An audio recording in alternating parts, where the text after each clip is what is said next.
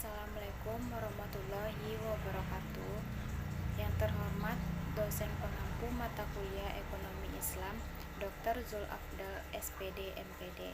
Perkenalkan, nama saya Yulfani dengan NIM 21053203 dari Prodi Pendidikan Ekonomi. Adapun tujuan presentasi saya pada kali ini yaitu untuk memenuhi tugas pada mata kuliah Ekonomi Islam, yang dimana judul video saya adalah hubungan materi silabus dan studi kasus, kesesuaian timbangan dalam perspektif ekonomi Islam. Tema dan materi silabus. Tema: kesesuaian timbangan dalam perspektif ekonomi Islam. Materi silabus. Materi silabus yang berkaitan dengan studi kasus saya yaitu pertemuan ke-10, mekanisme pasar dalam ekonomi Islam. Penjelasan kasus. Timbangan adalah diambil dari kata imbang yang artinya banding. Timbangan, timbalan, bandingan. Menimbang, tidak berat sebelah. Dari pengertian tersebut dapat diambil pemahaman bahwa penimbangan adalah perbuatan menimbang, sedangkan untuk melaksanakannya kita perlu alat, yaitu timbangan. Timbangan adalah alat untuk menentukan apakah suatu benda sudah sesuai atau banding beratnya dengan berat yang dijadikan standar. Pada dasarnya, dalam sistem bisnis yang sederhana, alat timbangan atau takaran berperan penting sebagai alat keberlangsungan suatu transaksi antara si penjual dengan si pembeli. Namun pada kenyataannya, tidak sedikit penjual yang menggunakan alat timbangan atau takaran karena bertujuan mencari keuntungan dengan cepat. Mereka melakukan kecurangan dalam timbangan atau takaran. Jual beli dan prinsip jual beli. Jual beli dalam bahasa Arab disebut bai, yang secara bahasa adalah tukar menukar. Sedangkan menurut terminologi, jual beli adalah salah satu bagian dari muamalah yang sering dilakukan dalam kehidupan sehari-hari, yaitu dengan menukar uang dengan barang. Prinsip suka sama suka. Dalam melakukan jual beli terdapat aturan-aturan yang harus sesuai dengan syariat Islam. Aturan-aturan tersebut telah diatur dalam Al-Quran dan hadis. Prinsip jual beli. Yang pertama, larangan menawar barang yang sedang ditawar oleh orang lain. Yang kedua, sesuatu yang diperjualbelikan adalah sesuatu yang mubah atau boleh dan bukan sesuatu yang diharamkan. Yang ketiga, menghindari praktik perjudian dalam sistem jual beli. Etika pedagang dalam Islam. Mencari keuntungan dalam jual beli pada prinsipnya merupakan suatu perkara yang jaiz atau boleh dan dibenarkan syara. Secara khusus Allah memerintahkan kepada orang-orang yang mendapatkan amanah harta milik orang-orang yang tidak bisa bisnis dengan baik agar dapat dibisniskan dengan baik.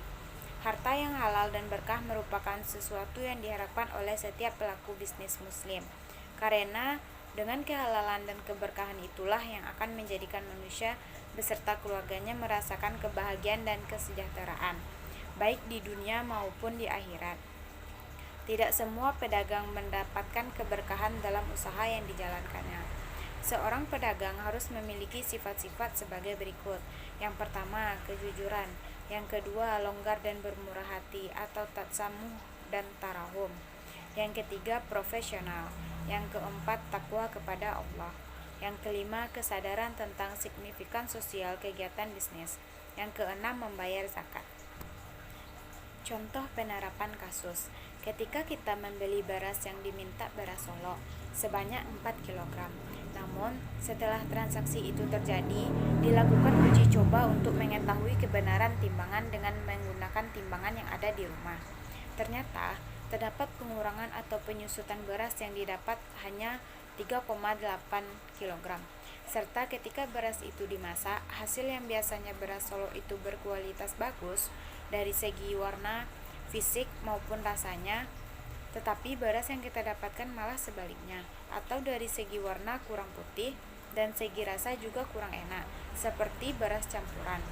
Jual beli beras campuran merupakan satu dari banyak fenomena yang terjadi terkait aktivitas jual beli. Beras campuran yang dimaksud adalah mencampur beras yang berkualitas baik dengan beras yang berkualitas jelek dan dijual setara dengan jenis beras super. Hukum timbangan dalam Islam. Dalam Islam, dasar tentang takaran dan timbangan terdapat pada Al-Quran Quran Surat Al-Rahman ayat 9, yang artinya, dan tegakkanlah timbangan itu dengan adil, dan janganlah kamu mengurangi neraca itu. Salah satu cermin keadilan adalah menyempurnakan timbangan dan takaran. Sebagaimana firman Allah dalam Quran Surat Al-Isra ayat 35, artinya, dan sempurnakanlah takaran apabila kamu menakar dan menimbang dengan neraca yang benar. Itulah yang lebih utama bagimu dan lebih baik akibatnya. Ayat di atas menjelaskan tentang perintah untuk menyempurnakan takaran dan timbangan. Karena itu merupakan kesempurnaan menjaga amanah. Dan jika melakukan dipenuhi dengan kesungguhan, maka tidak ada dosa apabila ternyata ada kekurangan tanpa disengaja. Dan apabila mengatakan sesuatu, hendaknya dikatakan dengan adil, tidak condong dari kebenaran, baik dalam menyampaikan berita, memberi kesaksian maupun memutuskan hukum. Materi silabus pertemuan ke-10. Mekanisme pasar yaitu suatu proses penentuan tingkat harga berdasarkan dari permintaan dan penawaran. Sistem ekonomi konvensional memandang posisi pemerintah dalam mekanisme pasar terdapat perbedaan pendapat. Para ekonomi membagi mekanisme pasar menjadi 3, yaitu yang pertama, sistem ekonomi pasar bebas. Yang kedua, sistem perekonomian perencanaan pusat. Yang ketiga, sistem ekonomi campuran. Pasar adalah sebuah mekanisme pertukaran barang dan jasa secara alamiah.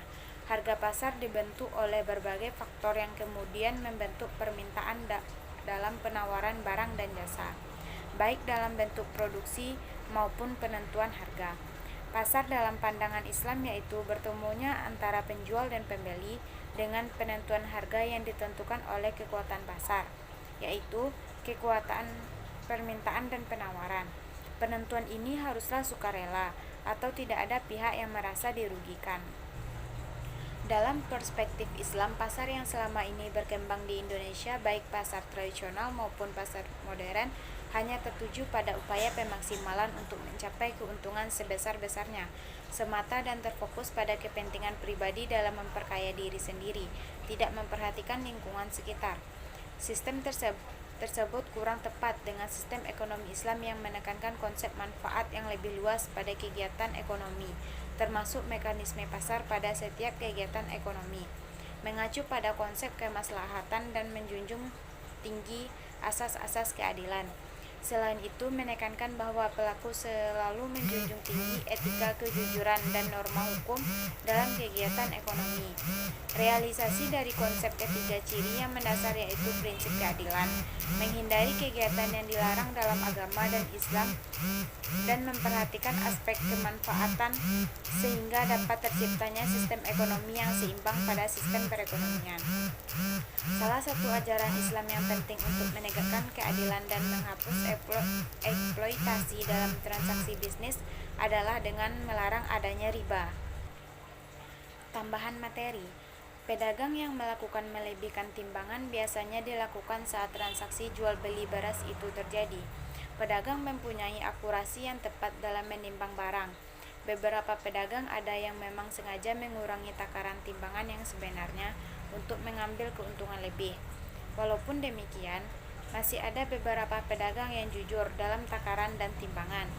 Jika ada kelebihan dan kekurangan dari penjual yang dilakukan, setiap pedagang kebanyakan tidak memberikan pengurangan atau penambahan dari harga yang dijual. Islam mengharamkan seluruh macam penipuan, baik dalam masalah jual beli maupun dalam seluruh macam muamalah. Salah satu macam penipuan ialah mengurangi takaran dalam timbangan. Pelaksanaan praktik jual beli beras di Padang lebih banyak ditemukan menggunakan timbangan manual.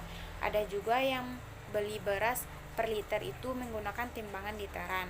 Timbangan manual yang dimaksud di sini adalah timbangan duduk yang menggunakan jarum untuk menunjukkan ukuran atau berat massa beras yang akan ditimbang. Hal ini ditunjukkan dengan adanya pedagang yang menimbang beras dengan benar, tetapi tidak semuanya. Ada juga sejumlah pedagang beras yang melakukan jual belinya dengan asal menimbang, tidak memperhatikan keakuratan dan kelengkapan barang yang ditimbang, sehingga dapat merugikan konsumen, pengguna atau pembeli. Kesimpulan, dari penjelasan yang telah saya jelaskan, saya dapat menyimpulkan bahwa dalam sistem jual beli dalam ekonomi Islam itu, mekanisme pasar atau timbangan beras harus sesuai dengan takaran yang telah ditetapkan, tidak dilebihkan ataupun dikurangkan. Dan kaitannya dengan materi silabus menjelaskan bahwa dalam mekanisme pasar harus terdapat keseimbangan.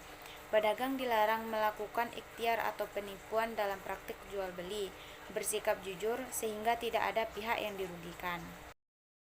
Baiklah, sekian penjelasan dari saya mengenai hubungan materi silabus dan studi kasus kesesuaian timbangan dalam perspektif ekonomi Islam. Apabila ada kesalahan mohon dimaafkan. Assalamualaikum warahmatullahi wabarakatuh.